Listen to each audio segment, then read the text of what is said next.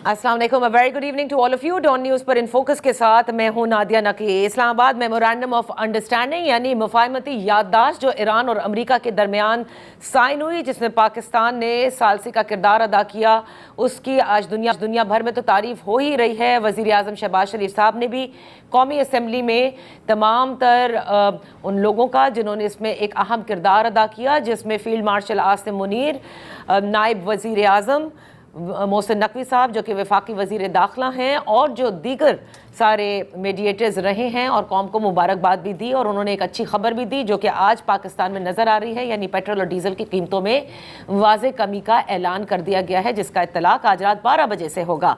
लेकिन दूसरी तरफ जो ये मुआहिदा यानी मुफाहमती याददाश्त के ऊपर दस्तखत किए गए हैं, इलेक्ट्रॉनिक सिग्नेचर, उसके हवाले से ये था कि आज स्विट्ज़रलैंड में बाकायदा मज़ाकरात जो कि 60 रोज़ के अंदर ईरान और अमेरिका के दरमियान होंगे, वो शुरू होने थे। लेकिन आखिर वक्त में बताया जाता है कि जो ईरानी वो थे जिसे कहते हैं नेगोशिएटर्स, जिसमें बाकिर खालिबाफ हैं और जिसके अंदर फॉरेन मिनिस्टर हैं ईरान के, वो ऐन वक्त पर इसलिए नहीं गए क्योंकि इजराइल की जानिब से लबनान में जिस शिद्दत की बमबारी की जा रही है, that made them not to go there. इसी के साथ साथ आपने देखा कि वज़ीर आज़म शहबाज शरीफ साहब ने भी गुज़िश्ता रोज़ ही इसे कैंसिल कर दिया था, और वाइट हाउस की जानिब से भी JD वेंस जो कि नायब सदर हैं, उनकी जानिब से भी जो उनकी रवानगी थी उसके हवाले से कहा गया कि वो रवाना नहीं हुए हैं। अब इज़राइल, जिसके बारे में शुरू से ही ये कहा जा रहा था कि वो एक स्पॉइलर के तौर पर सामने आ सकता है जब कभी भी एग्रीमेंट होगी, जब ये तमाम तर नेगोशिएशंस चल रही थी, और अब हम देख रहे हैं कि कई बार सदर ट्रंप की जानिब से भी कहा जा चुका है, अब तो JD वेंस ने भी इसके हवाले से इज़राइल को बड़े आड़े हाथों भी लिया है। लेकिन क्या इज़राइल एक बहुत बड़ा स्पॉइलर साबित हो सकता है? क्या जल्द ये मज़ाकरात का आगाज़ होगा? इस पर बात करते हैं। हमारे साथ इन फोकस हैं एजाज़ चौधरी साहब, foreign former secretary, farmer foreign ambassador, thank you so much for joining us. उनके साथ तशरीफ़ फरमा हैं दिफाई तज्ज़िया निगार हैं लेफ्टिनेंट जनरल रिटायर्ड गुलाम मुस्तफ़ा साहब, आपका भी बेहद शुक्रिया। एजाज़ चौधरी साहब, इज़राइल का रोल जिसके हवाले से शुरू दिन से आप काफ़ी कुछ कहते आए हैं हमारे इन प्रोग्राम्स में, ये बताइएगा कि अब आप क्या देख रहे हैं कि जिस तरह से सदर ट्रंप की जानिब से भी उन्हें तंबी की गई थी, और उसके बाद JD वेंस भी उनको जिस तरह से इज़राइल को उन्होंने आड़े हाथों लिया है, क्या इज़राइल को अमेरिका रोक पाएगा, या आप समझते हैं कि इज़राइल इस हद तक स्पॉइलर का किरदार अदा कर सकता है कि खुदा ना खास्ता मज़ाकरात हों ही ना? जी बहुत शुक्रिया नादिया। ये यकीनन एक खुशी की खबर थी सबके लिए कि ये एक मुआहिदा जो है वो तय पाया, जिसका इब्तदाई हिस्सा तय पाया, अभी तो बातचीत होनी है जी। और इसको किस किस ने वेलकम नहीं किया पूरी दुनिया में? मेरा ख्याल है हर एक ने किया है सिवाय एक मुल्क के, वो है इसराइल। भारत ने भी किया, सिर्फ भारत ने पाकिस्तान यानी थोड़ा सा बुखल से काम लेते हुए पाकिस्तान की तारीफ नहीं की, वरना बाकी उन्होंने भी उसको वेलकम किया। सिर्फ और सिर्फ इसराइल वाहिद था मुल्क जो है जिसने उसको वेलकम नहीं किया। अब ये जंग सब रोकना चाहते हैं, अमेरिका रोकना चाह रहा है, ईरान रोकना चाह रहा है, खलीजी रियासतें रोकना चाह रही हैं, G7 रोकना चाह, सब रोकना चाह रहे हैं। लेकिन इसराइल जो है वो अपना रविश जो है वो इस किस्म की जारी रखे हुए है, जिसकी आपने सही निशानदेही की कि इसके ऊपर उसको तंबीह 2 बार की गई।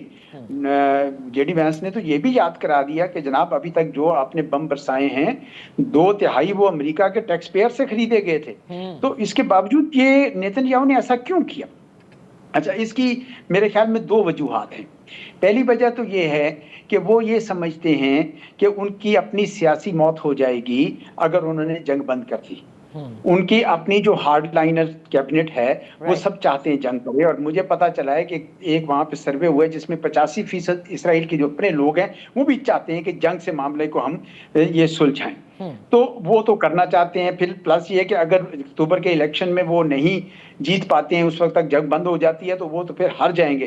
तो चुनाचे वो दाखिली महाज पर उनको ये किस्म का उनके पाँव में बेड़ियां पड़ गई हैं कि जंग जारी रखनी है। दूसरी तरफ अमेरिका है, अमेरिका के अंदर उनको ये गलत फहमी है या खुश फहमी है کہ شاید ہم امریکہ کے اندر جوئش لابی کو ایکٹیویٹ کر کے رائٹ اس معاہدے کو ریوائز کروا سکیں اور ڈونلڈ ٹرمپ صاحب کے جے ڈی وینس کے ہاتھ پاؤں بندھوا سکیں. اچھا آفٹر آل آئی پیک جو ہے وہ بڑی پر اثر ہے, اس کے ہر طرف لمبے ہاتھ ہیں, اور بہت سارے کانگریس مین اینڈ کانگریس وومین, بہت سارے سینیٹرز آئی پیک سے اپنی الیکشن کیمپین میں لیتے رہے ہیں. چنانچہ ان کو ابھی بھی یہ یقین ہے کہ ہم یہ کچھ نہ کچھ کروا لیں گے. صحیح. لیکن میرا اپنا ذاتی خیال یہ ہے جی. کہ یہ دونوں چیزوں میں ان کو بہت زیادہ شرمندگی ہونا پڑے گی.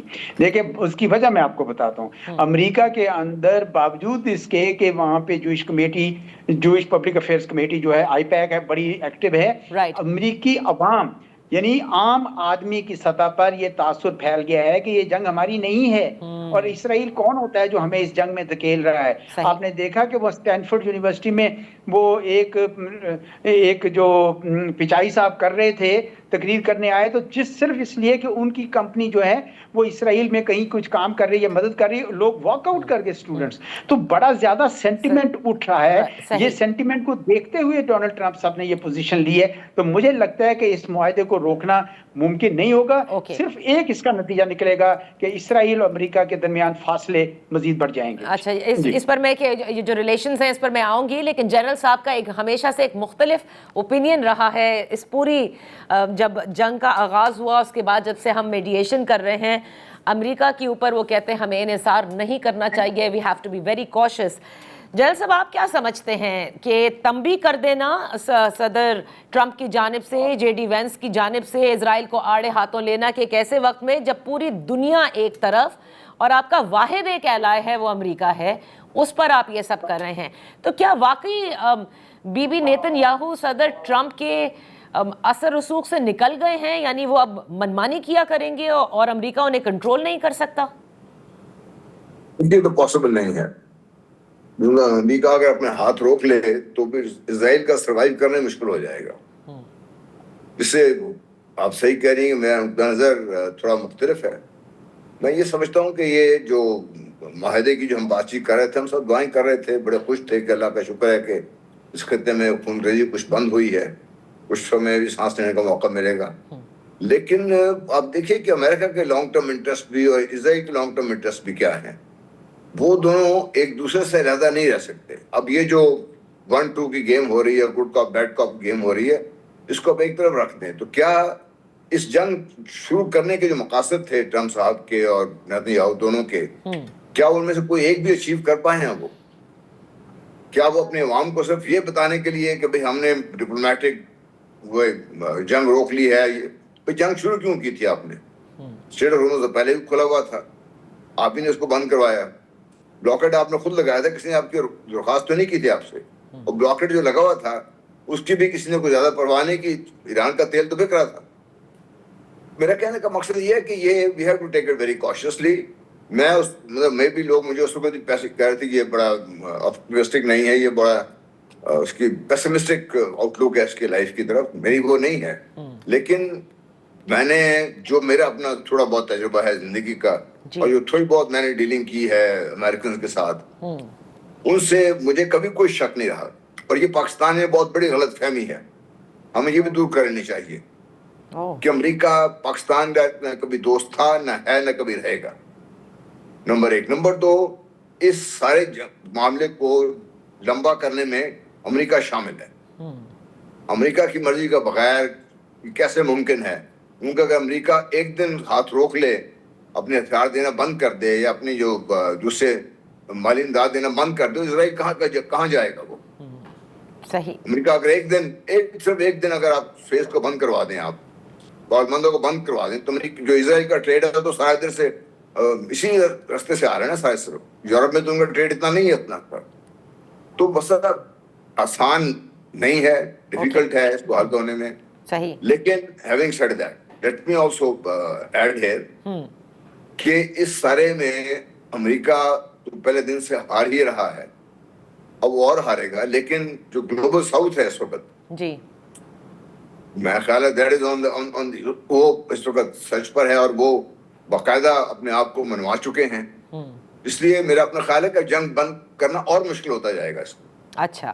یا آپ کو لگتا ہے لبنان کا جو مسئلہ ہے وہ اگر دیکھیں تو اگر ویسٹرن پوائنٹ آف ویو سے دیکھیں اعزازی صاحب تو وہ بڑا کمپلیکس ایشو ہے، یعنی حزب اللہ کا، ڈفرینٹ پراکسیز کا، لیکن کیا آپ سمجھتے ہیں جو آپ نے اپنے پہلے جواب میں بھی کہی کہ اسرائیل اور امریکہ کے جو ریلیشنز ہیں اس میں کچھ ڈفرینٹ مطلب اب ہوگا، so you looking at some adjustment اگر اسرائیل کنٹینیوز، اور جس کی وجہ سے اگر یہ مذاکرات کا آغاز ڈیلے میں ہوتا ہے، یعنی جو تکنیکی یا مذاکرات ہونے ہیں فار اے کمپریہنسو ڈیل، آپ کو لگتا ہے اسے؟ دیکھیں پہلے تو میں یہ واضح کر دوں کہ پاکستان نے کمال ہوشیاری کے ساتھ یہ ڈیل کرائی ہے، اور اگر آپ اس کی جزیات پڑھیں 14 نکات کو تو صاف نظر آ جاتا ہے کہ ایران کا پلہ بہت بھاری ہے اور امریکہ کو یہ کڑوی گولی جو ہے وہ نگلنی پڑی ہے، اس میں کوئی شک ہی نہیں کسی کو ہونا چاہیے۔ لیکن کیوں کیا ہے انہوں نے؟ ان کو پتہ چل گیا ہے کہ وہ اہداف حاصل نہیں کر سکے، اسرائیل نے ہمیں بیوقوف بنایا اور اب ہمیں اس سے ہر صورت میں نکلنا ہے، تو چنانچہ وہ نکلنے جا رہے ہیں، تو ان کو نکلنے دیجئے۔ اور مجھے یقین ہے اس بات کا کہ اسرائیل جو اس وقت کر رہا ہے وہ اپنے پاؤں پہ کلہاڑی مار رہا ہے۔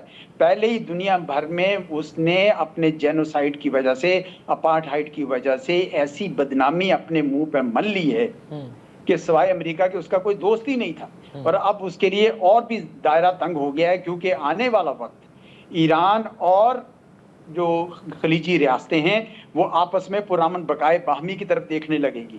اس میں اسرائیل کے سارے عزائم جو ہیں وہ پیچھے کے پیچھے رہ جائیں گے۔ اب آئیے لیبنان کا جو آپ نے مسئلہ ریز کیا، لیبنان جو ہے وہ بڑا اہم ہے ایران کے لیے۔ صحیح، وہ وہاں پہ ایران جو ہے انہوں نے اپنے اتحادیوں کو بالکل چھوڑنا نہیں چاہتے ہیں کسی صورت میں بھی، اور یہ لیبنان وہ ہے جس کی وجہ سے پچھلے سال 12 روزہ جنگ میں بھی اسرائیل نے تنگ کیا، اس جنگ میں جو پہلا بھی سیز فائر ہونے لگا تھا اس وقت بھی انہوں نے خراب کیا۔ اس لیے ایرانی جو ہے اس کے اوپر آپ نے دیکھا پہلا جو نقطہ ہے اس میں 3 بار لیبنان کا ذکر آیا ہے، لفظ آیا ہے، اسرائیل کا لفظ نہیں آیا۔ تو میں سمجھتا ہوں کہ یہ ایران کسی صورت اس سے پیچھے نہیں ہٹے گا، اور اسرائیل کو بہرحال گھٹنے ٹیکنے پڑیں گے، کیونکہ پوری دنیا پہ ایک طرف ہو گئی ہے، اس کا چہرہ جو مکروہ چہرہ ہے وہ آشکار ہو چکا ہوا ہے، اور ہمیں اس بحث میں نہیں پڑنا چاہیے کہ امریکہ ہمارا دوست ہے یا نہیں دوست ہے۔ امریکہ اپنے مفادات کی طرف دیکھتا ہے، ہم اپنے مفادات کی طرف دیکھتے ہیں، اور میرے خیال میں اس وقت بھی صرف ہم وہی کر رہے ہیں، ہم اس پہ کوئی ڈیپینڈ نہیں کر رہے ہیں۔ ہمارا اصل دوست جو ہے وہ چین ہے، ہمیں پتہ ہے اس بات کا، لیکن ساتھ ہی ساتھ ہم یہ چاہتے ہیں کہ اس علاقے کے اندر ایک پرامن ماحول بنے، اس کا ہمیں بھی فائدہ ہوگا اور خلیجی ریاستوں کو بھی ہوگا، ایران کو بھی ہوگا، ترکی کو بھی ہوگا، اور میرے خیال سب لوگ پاکستان کے اس کردار کی جو ہے وہ تعریف کر رہے ہیں۔ یہاں وقت ہوا ہے ایک بریک کا، بریک کے بعد ہم اپنی گفتگو جاری رکھیں گے۔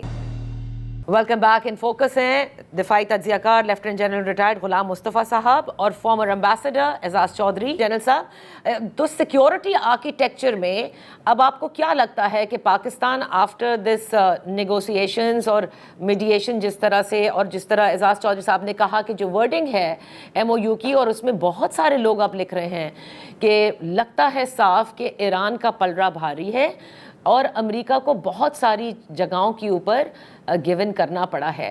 سو اس سیکیورٹی آرکیٹیکچر میں پاکستان کا کردار آپ کہاں دیکھ رہے ہیں؟ اور دوسرا، جیسے اسرائیل ہے وہ جو اسپوائلر کے طور پر کام کر سکتا ہے، ایسے پاکستان کے بھی بڑے دشمن ہیں جو اسرائیل کے بڑے دوست ہیں، وہاں سے کتنا ہمیں کوشش رہنا ہے؟ ایک تو چودھری صاحب کی بات سے میں اگری کرتا ہوں، پاکستان اگر اس بیچ میں نہ پڑتا تو پتہ نہیں حالات کہاں پہ کہاں پہنچے ہوئے تھے۔ پاکستان میرا خیال اپنی جان پہ کھیل کر اپنے پورا زور لگا کے پاکستان نے معاملات کو یہاں تک پہنچایا ہے کہ سیز فائر ہوا ہے اور ہولڈ کر رہا ہے اس وقت تک۔ چھوٹے موٹے واقعات دائمی ہوئے ہیں لیکن ہولڈ کر رہا ہے، اور یہ کہ بات چیت ہوئی ہے، اور دوسرا یہ کہ جو بھی نکات طے ہوئے ہیں وہ بھی طے ہو گئے ہیں، اس میں تو کوئی شک شبہ کی بات نہیں ہے۔ جہاں تک اس خطے کے بارے میں آپ کی بات کر رہے ہیں، دیکھیے میری جو اپنی اطلاعات ہیں ہو سکتا ہے غلط ہوں، لیکن مجھے جو پہلے سے بھی جو ہو رہا تھا اب بھی وہی کچھ ہو رہا ہے۔ افغانستان میں اس وقت بھارت، اسرائیل اور امریکہ اکٹھے ہوئے ہیں، اور وہ پاکستان کے خلاف جو انہیں کرنا ہے وہ کرنا ہی ہے انہوں نے۔ دوسرا، اگر آپ کو یاد ہو تو پچھلے چند دنوں میں 2-3 ہفتے 4 ہفتے پہلے کی بات ہے، طالبان کو باقاعدہ روس میں بلایا گیا تھا، ان سے بات چیت کرنے کی کوشش کی گئی تھی۔ اس کے بعد جب نے دیکھا کہ بات نہیں بن رہے تو پھر ताजिकिस्तान को बाकायदा इमदाद दी जा रही है, फौजी इमदाद, ताकि वो अपना दिफा कर सके इन अफगान तालिबान की तरफ से या दाइश का जो बढ़ता हुआ चेहरा है। जो भी एक इतलात ये भी है, बाकायदा उनको मिलिटराइज बाकायदा ऑर्गेनाइज करके एक फौज की तरफ पे ऑर्गेनाइज करके उनको रखा जा रहा है उसको। अच्छा, तो क्यों कर रहे हैं इसके लिए? तो ये एक मसला पाकिस्तान के लिए रहेगा और ये मसला ईरान के लिए भी रहेगा, इसमें भी हमें कोई शक नहीं होना चाहिए कि अफगानिस्तान की सरजमीन पाकिस्तान के खिलाफ तो इस्तेमाल हो रही है, ईरान के खिलाफ भी इस्तेमाल हो सकती है। ये तो ये मसाइल तो हैं डेफिनेट अपनी जगह पर। और लबनान का जहां तक ताल्लुक है, देखिए लबनान के अपने अंदरूनी मसाइल भी हैं। सही। और लबनान में जो उसने ईरान ने कहा एक्सेस ऑफ रेजिस्टेंस है ये, जिसमें हिजबुल्लाह शामिल है, जिसमें हुती शामिल है।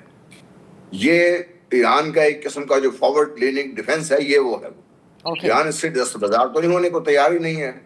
इजराइल का ख्याल ये है कि जब तक इसको तबाह ना करेंगे तो उनका सर्वाइवल यहाँ में मुश्किल हो जाएगा, क्योंकि उनका अपना जो सिक्योरिटी पैरामीटर है, इजराइल ने अपना जो तरतीब दिया हुआ है, वो बाकायदा बढ़ते ही चले जा रहे हैं उसमें, आप जब से इजराइल बन के आया है। सही सही। एक बहुत जो बड़ी अहम डेवलपमेंट इस खत्ते में हो रही है, और ये मैं समझता हूँ कि इस खत्ते के ममालिक जो खुद ममालिक हैं, चाहे सऊदी अरेबिया है, कुवैत है, कतर है, ईरान है, पाकिस्तान है, तुर्की है, इवन इजिप्ट है, ये लोग अब ये बात समझ चुके हैं।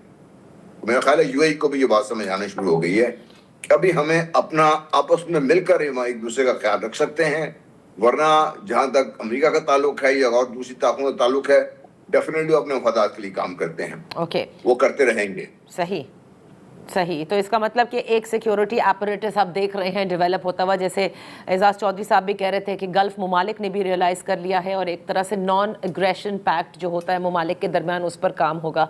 एजाज चौधरी साहब, ईरान में जो एक पॉलिटिकल ट्रांजिशन है, वो भी वहाँ पर भी कुछ हार्ड लाइनर्स मौजूद हैं जिसका कि जिक्र अमरीका बारहा करता आया है, specially at a time of a political transition. आपको क्या लगता है डोमेस्टिकली ऐसे में ईरान के अंदर अग्रीमेंट पर अमल दरामद कराना मुश्किल होगा? नहीं, मेरा नहीं ख्याल, बिल्कुल मुश्किल नहीं है। इस किस्म की डिसइंफॉर्मेशन चलाई जाती हैं। मैं 5.5 साल वहाँ पे रहा हूँ और मैंने देखा है कि किस किस्म की कोहेरेंस से चलते हैं, और आपने देख लिया उनकी पूरी अस्करी और सिविल क़यादत उड़ा के रख दी थी, उसके बावजूद वो वहीं का वहीं कायम है, कायम दायम है। और जिस तरह की उन्होंने डेलीगेशन की हुई थी ग्रास रूट पे, 34 मुख्तलिफ मकामात पे उन्होंने मिसाइल रखे हुए थे, वो तो बता गए कि ये इसमें हमें कोई मसला नहीं है। देखिए अभी राहबर की आप स्टेटमेंट पढ़ें, राबर की स्टेटमेंट का जो दूसरा सेंटेंस है, जो दूसरा पैराग्राफ है, उसमें वो कहते हैं कि मैं असूली तौर पर तो इसके इतना मुतफिक नहीं था, लेकिन हमारे प्रेसिडेंट ने ये फैसला किया तो मैं उसके साथ हूँ। क्यों उन्होंने ये कहा? क्योंकि इस वक्त ईरान के अंदर बहुत सारे लोग ऐसे हैं जो सड़कों पे आए हैं, वो ये कहते हैं कि हमने ये जंग जीत ली है। अगर हमने ये जंग जीत ली है तो हम कागजों के ऊपर और ज्यादा बेहतर हम नताइज लेकर आए। दूसरी ये कहते हैं कि जनाब आप पढ़िए जरा इसको, नताइज बेहतर है हमारे लिए। अब इस कौम को मुतहिद करने के लिए उनके राबर ने दोनों का नुक्ता नजर बीच में डाल दिया है, लेकिन क्लियरली उसने पलड़ा अपना सरकार के ऊपर डाला है। कोई शक ही नहीं कि IRGC जो है वो राबर के खिलाफ जा सके, इसलिए ये सिर्फ एक डिसइंफॉर्मेशन फैलाई जाती है। भारत हमारे मुतालिक फैलाता रहता है यही डिसइंफॉर्मेशन कि जी हम किससे बात करें, ना आपका पॉलिटिकल लीडर के पास ताकत है, फौज ये करती है वगैरह। इस की यानी हवाइयां उड़ाई जाती हैं। मुझे नहीं लगता, मेरा ख्याल में अभी तक मुझे कोई ऐसा तासुर नहीं मिला कि ईरान की तरफ से दाखिली लिहाज से कोई उन्होंने इनकोहेरेंट पोस्चर दिया हो। बिल्कुल यकीनन मुख्तलिफ नुक्ता है नजर होंगे, लेकिन जहां रहबर पे आ जाती है बात, वो सारे के सारे मुत्तहिद हो जाते हैं। और एजाज साहब, ये जो तकनीकी मुज़ाकरात जिसका आगाज़ होना है, आप समझते हैं कि इस्लामाबाद में भी हो सकते हैं और पाकिस्तान का रोल मीडिएशन का ख़त्म हुआ, या we will be actively involved जब दो फरीक मुज़ाकरात कर रहे होंगे?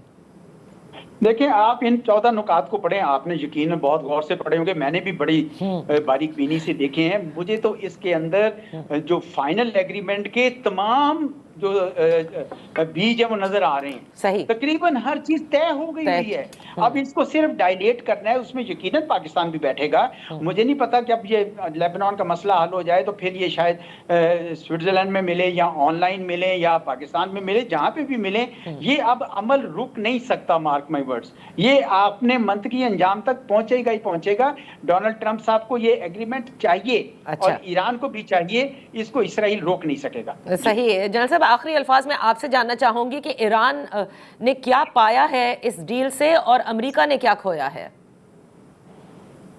دیکھیے امریکہ نے تو اپنی جو ایک آگ تھا دنیا اس میں ڈرتی تھی، ایک سپر پاور ڈیفینیٹلی ہے، اب بھی ہے، وہ لارجسٹ ملٹری، اسٹرانگسٹ ملٹری وغیرہ وغیرہ سب کچھ ہے اس کا، لیکن ان دی لینگویج جو بل کلنٹن نے استعمال کی ہے کہ اوور ریچڈ انڈر پرفارم.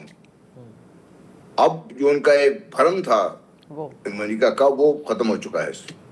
اور اسی طرح بل کلنٹن نے وہ بات کی، میں پہلے دن سے بات کر رہا ہوں کہ اس جنگ میں نتیجہ جو بھی نکلے الٹیمیٹلی امریکہ کا زوال جو ہے وہ تیز ہوتا جائے گا ایز اے سپر پاور اور as a power to reckon with. اس کے ویسٹرن الائز آلریڈی اس سے مختلف سوچ رہے ہیں.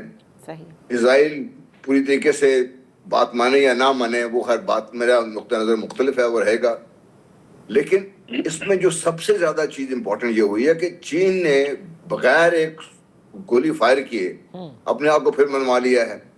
اب جب تائیوان کے اوپر بات کرنے جائیں گے امریکہ تو اس وقت بھی ایک کمزور پوزیشن میں امریکہ ہوگا. اس لیے میرا خیال ہے کہ جو گلوبل ساؤتھ ہے جیسے میں پہلے کہہ رہا تھا that is now emerging as the new power so called broker what ever you can call it. بہت بہت شکریہ جنرل صاحب آپ کا بھی، اعزاز چودھری صاحب آپ کا بھی فار بینگ ود اس آن دا شو. یہاں وہ ہے ایک بریک کا. Welcome back. وفاقی بجٹ پر جہاں بحث جاری ہے وہیں ہم دیکھ رہے ہیں کہ آج خیبر پختونخوا کا صوبائی budget chief executive Sohail Afridi صاحب نے پیش کیا، جس میں سب سے بڑی خبر ان کی جانب سے یہ دی گئی کہ صوبوں نے جو اضافی گرانٹ دینی تھی اس کا وعدہ جو NEC میں کیا گیا تھا وہیں انہوں نے کہہ دیا تھا کہ اسے مشروط کیا جائے گا عمران خان سے ملاقات کے حوالے سے. لہٰذا اس بجٹ میں انہوں نے کہا کہ صوبوں کو جو اضافی رقم دینی تھی وفاق کو، ان کا صوبہ کم از کم یہ گرانٹ نہیں دے سکتا ہے. اسی پر بات کرتے ہیں. ہمارے ساتھ ان فوکس ہیں فیڈرل منسٹر ہیں رانا تنویر صاحب، پاکستان مسلم لیگ نون کے سینئر رہنما. بے حد شکریہ فار جوائننگ اس. رانا صاحب وہی ہوا کیونکہ کئی دفعہ سے پاکستان تحریک انصاف یہ کہتی آئی تھی کہ انہیں اپنے لیڈر سے ملاقات کرنی ہے، مشاورت کرنی ہے، اور آج بھی انہوں نے اپنی اسمبلی کے فلور پر یہی کہا کہ NEC کی میٹنگ میں تمام تر جماعتیں جو ہیں وہ اپنے لیڈران سے مشاورت کے بعد فیصلہ کرتے ہیں، لہٰذا انہیں بھی یہ اجازت دی جائے. کیونکہ ملاقات نہیں کرائی گئی اس لیے وفاق کو جو اضافی رقم چاہیے تھی وہ نہیں دی جا سکتی.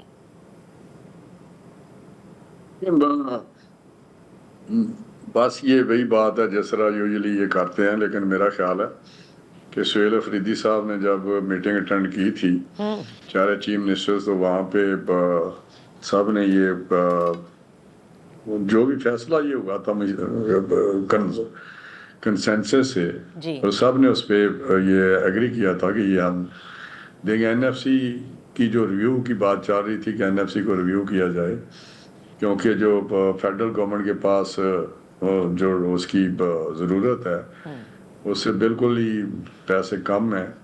تو اس وقت یہی انہوں نے کہا کہ NFC کو آپ ریویو نہ کریں تو ہم 3 سال کے لیے کوئی آپ کو گرانٹ کی صورت میں یا ادھر سے ہم آپ کو پیسے دے دیں گے صوبوں سے. اور وہ پیسے فکس بھی کر دیے تھے اس سال کے لیے، اس سال کتنے دیں گے.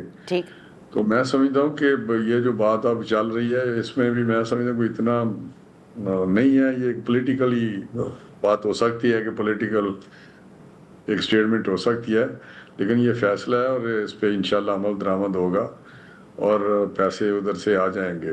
ایسا کوئی ایشو مجھے نہیں لگتا، کیونکہ Sohail Afridi chief minister KP کے سمجھدار آدمی ہیں اور یہاں بیٹھ کے ساری باتیں ہوئی تھیں اور فیصلہ ہوا تھا. تو آپ یہ نہیں، تو رانا صاحب آپ یہ کہہ رہے ہیں کہ یہ ان کی پارٹی کے لیے پولیٹیکل کنزمپشن کے لیے، پارٹی کے سپورٹرز کے لیے ہے کہ جی ہم نہیں دیں گے، جبکہ اندرون خانہ کیونکہ یہ اتفاق ہو چکا ہے اور وہ یہ ضرور کریں گے.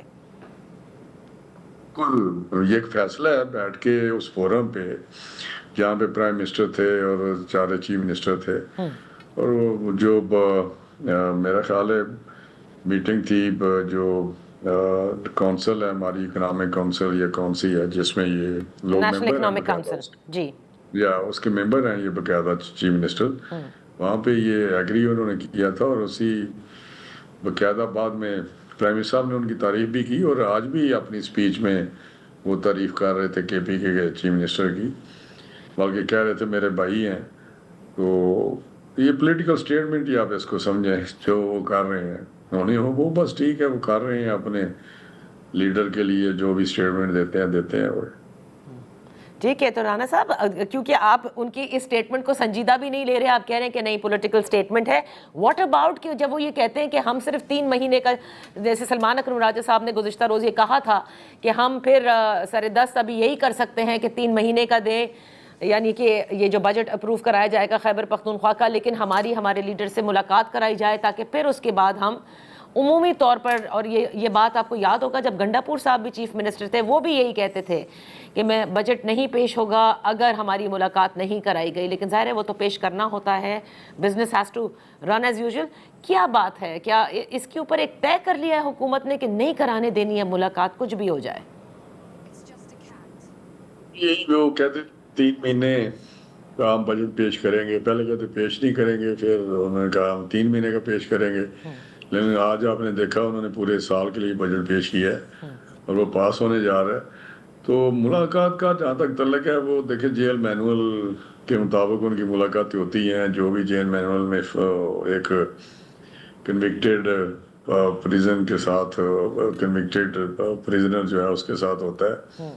میں سمجھتا ہوں ملاقاتیں کو اگر سیاسی رنگ دیا جائے, آ کر بعد اسی طرح پولیٹیکل اسٹیٹمنٹس دی جائیں, تو وہ تو میں کئی دفعہ مثال دے چکا ہوں. جب میاں نواز شریف صاحب جیل میں تھے تو ہم جاتے تھے اور ملنے کے لیے, ملاقات کے لیے, اور وہ باہر نکل کے آج تک آپ نے دیکھا کبھی ہم نے کوئی پولیٹیکل اسٹیٹمنٹس کے لیے یا ڈرامہ رچایا ہو یا کوئی بیان دیا ہو کہ انہوں نے یہ کیا ہے, انہوں نے یہ پیغام دیا ہے, انہوں نے یہ ڈائریکشن دی ہے. تو وہ کئی دفعہ بات ہوئی ہے کہ بھائی آپ پھر وہ ایشورنس دیتے ہیں, پھر جیل والے مان جاتے ہیں. تو یہ پھر وہ عدالتوں میں بھی گئے ہیں, میرا خیال ہے وہ ہائی کورٹ میں گئے ہیں, اسلام آباد ہائی کورٹ میں یا سپریم کورٹ میں بھی گئے ہیں. ایک جگہ تو بینچ ہی ٹوٹ اگر گئی کوئی ہے. ایسی وائلیشن ہو جیل مینول کی تو یقینی طور پہ جو ہمارے ہائر کورٹس ہیں یا سپیریئر کورٹ ہے وہ ضرور ڈائریکشن اس پہ دے یا کوئی حکم جاری کرے, لیکن وہاں سے کبھی بھی اس قسم کا نہیں حکم آیا کہ کوئی جو اگینسٹ دا جیل مینول ہو. بس عمل درآمد نہیں ہوتا, کبھی حکم نہیں آتا, کبھی عمل درآمد نہیں ہوتا. ابھی تو آپ کہہ رہے ہیں رانا صاحب, لیکن آپ جیسا سیاسی ورکر اس چیز کو بہت اچھی طرح سے سمجھتا ہے, نہ بھی ملے ان کی پولیٹیکل پارٹی, لیکن کم از کم فیملی کو ملنے کی اب اجازت ہونی چاہیے. بہت عرصہ ہو گیا, ان کے بھی یہی شکوہ ہے نا کہ آپ بہنوں کو ملنے دیں. بہرحال آگے بڑھتے ہیں. لیکن نا فیملی تو بیوی اور بچے ہوتے ہیں, بیوی ان کے ساتھ ہے اور بچے ان کے باہر ہیں. ہم نے تو کہا ہے کہ بچے بیٹے ان کے آ جائیں, بالکل کوئی ان کو کچھ نہیں کہے گا, آئے والد سے ملیں. اور یہ میرا تو نہیں خیال کوئی ایسا ایشو ہے فیملی کے ساتھ. اب رشتہ داروں کو جیل مینول میں باقاعدہ لکھا ہوا ہے کون کون فیملی ہے, کس طرح مل سکتے ہیں, کیا طریقہ کار ہے. تو اس کا مطلب جیل مینول کی خلاف ورزی ہو رہی تھی پھر اتنے عرصے جب بہنیں جا رہی تھیں ملنے کے لیے. پھر یہ تو آپ لوگوں کو وفاق کو دیکھنا چاہیے کہ ہاؤ کم کہ پہلے صرف بہنوں کی ملاقات کی اجازت ہوتی تھی. رانا تنویر صاحب, یہاں وقت ہوا ہے ایک بریک کا. بریک کے بعد ہم اپنی گفتگو جاری رکھیں گے. Welcome back. ان فوکس ہیں فیڈرل منسٹر رانا تنویر, پاکستان مسلم لیگ نون کے سینئر رہنما. رانا صاحب, بجٹ سے قبل ہم دیکھتے ہیں کوئی بھی اتحادی حکومت ہو, اس کی جو اتحادی ہیں وہ بجٹ سے پہلے کچھ نہ کچھ اپنے لیے ضرور حاصل کرنے میں کامیاب ہوتے ہیں. وہ ان کے لیے ضروری ہوتا ہے, یعنی ان کے اپنے سپورٹرز کے لیے, اور ناراضگیاں بھی بڑی ہوتی ہیں. اس مرتبہ ہم نے دیکھا کہ پیپلز پارٹی ناراض ہوئی اینڈ بجٹ سپیچ کے دن پھر ان کو منایا گیا, بلایا گیا. پھر اب بلاول بھٹو زرداری صاحب کی ملاقات ایک روز قبل دوبارہ ہوئی شہباز شریف صاحب سے, اور پھر کل انہوں نے اپنی بجٹ سپیچ بھی دی جس میں انہوں نے بسپ کا بھی ذکر کیا, اور انہوں نے یہ گلہ بھی کیا کہ ایسے پروگرام کے بارے میں غلط الفاظ کا استعمال کرنا یا اسے ختم کرنا غلط ہے. ایکچوئل پیپلز پارٹی کی ناراضگی کیا ہے؟ Is it related to Gilgit Baltistan elections? میرا بھی خیال یہی, بجٹ کی تو پہلے جب بجٹ سے جب شروع ہونا تھا اس وقت ملاقات ہوئی, اور جو ان کی ڈیمانڈ تھی وہ ان کو بیٹھ کے دیکھا گیا. سارے جس طرح لائز ہے, یہ کولیشن گورنمنٹ ہے تو اس میں سارے لائز کو ساتھ چلنا پڑتا ہے, اور وہی ان کی جو ڈیمانڈز ہے یا جس طرح بھی وہ ضرور ہوتا ہے. کچھ ہم کنسیڈ کرتے ہیں, گورنمنٹ کچھ وہ بھی کنسیڈ کرتے ہیں. بتایا گیا کہ یہ ساری سپیس ہے فائنینشیل جو اس وقت جو فنڈز کی صورتحال ہے, تو اس میں سارا ایگریمنٹ ہو گیا. یہ جو بیچ میں چیز آئی ہے وہ میرا خیال ہے جی بی کے الیکشن کی وجہ تھی، اور وہ پرائم منسٹر صاحب کو ملے، اور پرائم منسٹر صاحب کو جہاں دوسری باتیں ہوئیں انہوں نے مبارکباد دی کہ جس طرح یہ سارا ایران اور اسرائیل اور امریکہ کا ایک پیس ڈیل میں ہم کامیاب ہوئے ہیں، جس طرح فیلڈ مارشل صاحب نے رات دن محنت کی، پرائم منسٹر صاحب نے محنت کی، اللہ تعالیٰ کا شکر ہے کہ وہ فائنلی پاکستان کو عزت ملی۔ اور اس کے بعد تو جی بی کا ہی مسئلہ میرا ڈسکس ہوا تھا، اور وہی ہم نے دوبارہ ان کو شور کیا، حالانکہ پرائم منسٹر صاحب جب پریزیڈنٹ کے پاس گئے ہیں ڈیلیگیشن لے کے جی تو وہاں پہ انہوں نے ان کو مبارکباد دی تھی کہ آپ الیکشن جیت گئے ہیں اور آپ میجورٹی پارٹی ہیں، سنگل میجورٹی پارٹی، تو انہیں کو ہی گورنمنٹ بنانی چاہیے، اور وہ ان کو بتایا گیا کہ بھئی آپ ہی گورنمنٹ بنائیں گے، اور وہ گورنمنٹ بنانے جا رہے ہیں جی بی میں۔ اس کے بعد انہوں نے سپیچ کی آگے۔ اچھا، تو یعنی ان کے خدشات ابھی بھی موجود تھے، شاید وہ جو 4 انڈیپینڈنٹ استحکام پاکستان پارٹی میں چلے گئے تھے، maybe because of that. Istehkam party کا ایک اپنا انڈیپینڈنٹ ہے، اب اگر گورنمنٹ دیکھنا ہم تو تب کوشش کریں گے نا ان کے ساتھ جب ہم گورنمنٹ بنانے کی خواہش کریں کہ جی آئیں ہمارے ساتھ آپ بیٹھیں۔ اب وہ آج پیپلز پارٹی کی میں نے دیکھا ٹی وی پہ بھی، پیپلز پارٹی کے ڈیلیگیشن ان کے پاس کیا ہوا ہے آئی پی پیز والوں کے ساتھ، استحکام پاکستان جس کو آپ کہہ رہے ہیں پارٹی، تو اس میں وہ بیٹھے ہوئے ہیں، وہ بات چیت کر رہے ہیں، اور ان کے ساتھ میرا حال ہے ان کا طے شاید ہو جائے گا سارا سلسلہ۔ لیکن جہاں تک بسم کا تعلق ہے، میں آپ کو بتاؤں کہ اس پہ بالکل سوشل سیکٹر میں کام ہونا چاہیے، اور یہ پروگرام اچھا ہے، لیکن دیکھیں میرا خیال ہے 1 صدی بیت گئی ہے جیسے یہ پروگرام چل رہا ہے، وہ جو اسٹیٹمنٹ کا ذکر کرتے ہیں اس کو دوسرے لفظوں میں لے لیتے ہیں، لیکن جہاں بھی یہ ماڈل دیکھیں گے، آپ بنگلہ دیش کا ماڈل دیکھیں تو وہ 3 سال کے لیے یہ پروگرام رکھتے ہیں کسی انڈیویجول کے لیے، صحیح، اور پھر 3 سال میں ان کو اپنے پاؤں پہ کھڑا کرتے ہیں، جو بھی ان کا ماڈل ہے وہ دکھنا چاہیے ہمیں۔ رائٹ، تو یہ تو ایک مسلسل، پہلے تو خیر اتنا ٹرانسپیرنٹ بھی نہیں تھا جو طریقہ کار تھا، اس سے کرپشن بھی ہو جاتی تھی، بہت ساری چیزیں ہیں، آپ کو پتہ کتنے لاکھ اس میں ایسے لوگ بھی رجسٹر ہوئے جو جن کا وجود ہی نہیں تھا، یا ایسے لوگ بھی تھے جو بہت کئی اعلیٰ افسران کی بیگمات اس میں رجسٹرڈ تھی۔ صحیح، تو میں سمجھتا ہوں کہ یہ اب تو خیر ڈیجیٹلائزیشن ہے، ڈیجیٹلائز کیا گیا ہے اور کیا جا رہا ہے، اس کو بہتری آ رہی ہے، ٹرانسپیرنٹ طریقے سے آگے بڑھ رہا ہے، لیکن آج بھی میں سمجھتا ہوں، میرا بھی یہی پوائنٹ آف ویو ہے کہ اس طریقے سے ہی ہونا چاہیے کہ جس سے وہ اپنے ایک سلسلہ اسٹیبلش ہو جائے، وہ انڈیویجول، وہ مشکل ایسے ہی نہ کرتا رہے کہ مجھے مہینے کے پیسے آنے ہیں، کتنے میں آنے ہیں آپ کو پتہ ہی ہے، لیکن میں سمجھتا ہوں وہ ایک ایڈکٹ بندہ ہو جاتا ہے کہ ٹھیک ہے پیسے آ رہے ہیں، تو بہتر ہے کہ اپنے پاؤں پہ کھڑا اس کو کریں، اور وہ کنٹریبیوٹ کرے، اپنی انکم خود جنریٹ کرے، اس پروگرام کے ذریعے اس کو پاؤں میں کھڑا کریں۔ بنگلہ دیش کا ماڈل بڑا اچھا ہے، 3 سال بعد وہ کنٹینیو کر دیتے ہیں اس انڈیویجول کو، باقی کو کرتے رہتے ہیں جس طرح بھی ہے، پھر 3 سال کے لیے وہ کرتے ہیں۔ سر ایم کیو ایم کا گورنر جو ہے وہ ان کی جو ڈیمانڈ ہے وہ لگائی جا رہی ہے، یا نہال ہاشمی صاحب ہی رہیں گے گورنر؟ نہیں، نہال ہاشمی صاحب ہی رہیں گے، ان کو پرائم منسٹر صاحب نے ایکسپلین کیا ساری بات، اوکے، تو بہرحال ان کی زیادہ جو ہے وہ لوکل گورنمنٹ پہ ہے کہ لوکل گورنمنٹ جو ہے وہ کانسٹیٹیوشنل کور ان کو ملے، اوکے، اور آرٹیکل 140A جو ہے اس کو انکارپوریٹ کیا جائے جہاں لوکل پارٹی کا ذکر ہے، لیکن میں سمجھتا ہوں ان کے یہ لوکل پارٹی کا سسٹم ہونا چاہیے، یہ تو کوئی یہ بنیادی ایک چیز ہے اچھی گورننس کے لیے بھی، اور لوگوں کو جو ان کے بیسک ایشوز ہیں، پرابلم ہیں، ان کو حل کرنے کے جو لوکل لیول پہ ہیں۔ صحیح، اب وہ ہماری لوکل گورنمنٹ ہوتی نہیں ہے، اگر ہوتی ہے تو اس طرح ان کو امپاور نہیں کیا جاتا، یہ میں سمجھتا ہوں بالکل ہونا چاہیے، اور کوئی الیکشن کراتا ہے کوئی نہیں کراتا، وہ صوبوں کی سوابدید پہ ہوتا ہے، صوبے جو ہے وہ لوکل گورنمنٹ کو اتنا سمجھتے نہیں ہیں کہ یہ ہونی چاہیے، اب اس پہ ایک تفصیلی نشست میں آپ کے ساتھ رکھوں گی کہ پھر کون ہے جو آپ کے کیے ہوئے معاہدہ جو آپ نے ان کے ساتھ کیا تھا، ایم کیو ایم کے ساتھ، وہ پورا نہیں ہونے دے رہا۔ But that's all for today. Rana Tanveer صاحب بہت شکریہ فار جوائننگ اس، کل پھر آپ کی خدمت حاضر ہوں گے، اجازت دیجیے، اللہ حافظ۔